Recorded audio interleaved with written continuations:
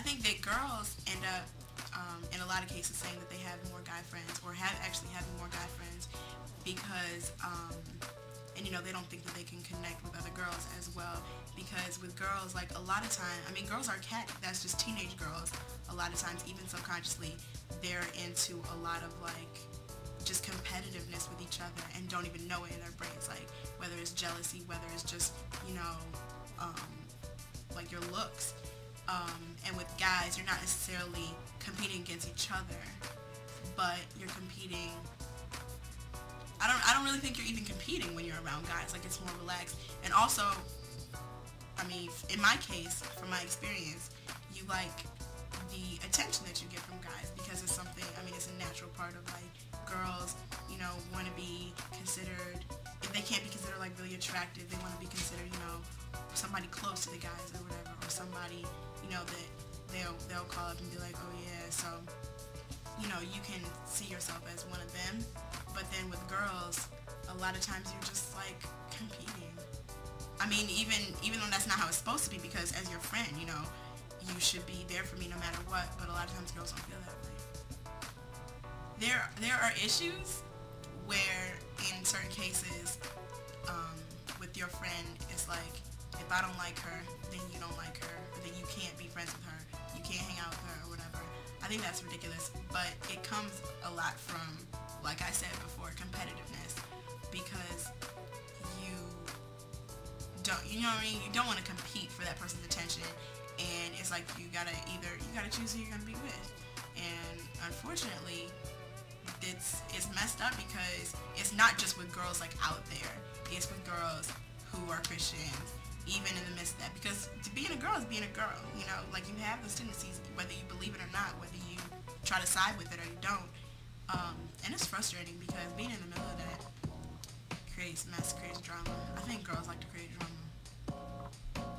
I'm glad you brought up the issue of drama, because there is a lot of drama in the high schools among the young ladies. It seems to me, and from my observation, that the girls actually fight more than the guys now. The girls do fight more than the guys.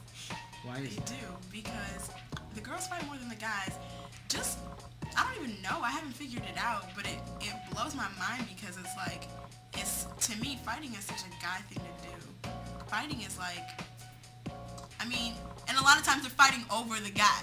I mean, it doesn't make sense to me. Either he likes you or he doesn't. There's nothing you can do about it. Fighting that other girl is not going to make him like you more. Fighting that other girl is not going to, you know, make her disappear and make him, you know, not pay attention to her anymore.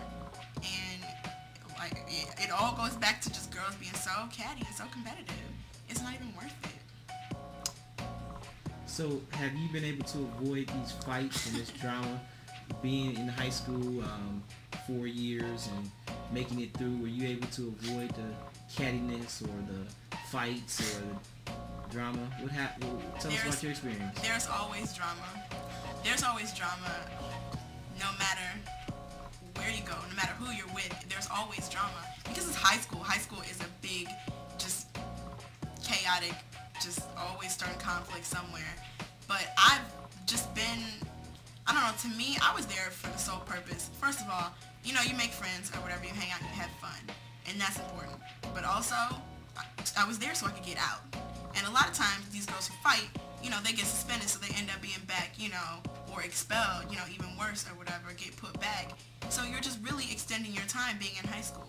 If you're sick of those people, you want to get out, so you get out. You don't, I mean, they don't even think about it, though. They don't even think about, you know, the consequences. They don't think beyond 2 minutes from now in a lot of cases. But there's always drama. You can't really avoid the drama, and a lot of times you just gotta think, like I said, think beyond 2 seconds from now. Think about, you know, not only the consequences, but the benefit of not being involved with the drama. It creates so much stress. Why would you consciously put that stress on yourself? Who fights more? Black girls or white girls?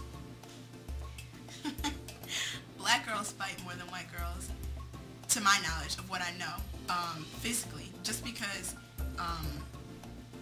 a lot of times black girls are aggressive. White girls are aggressive, but they'll just do it like under the radar, like more of talking about you, you know, spreading rumors, doing all that stuff, like, you know, where it can't be necessarily outright, you know, this is the consequence because you did this, because it doesn't go detected, it goes, like I said, right under the radar, but it happens. I think they fight equally, actually, but just in different ways.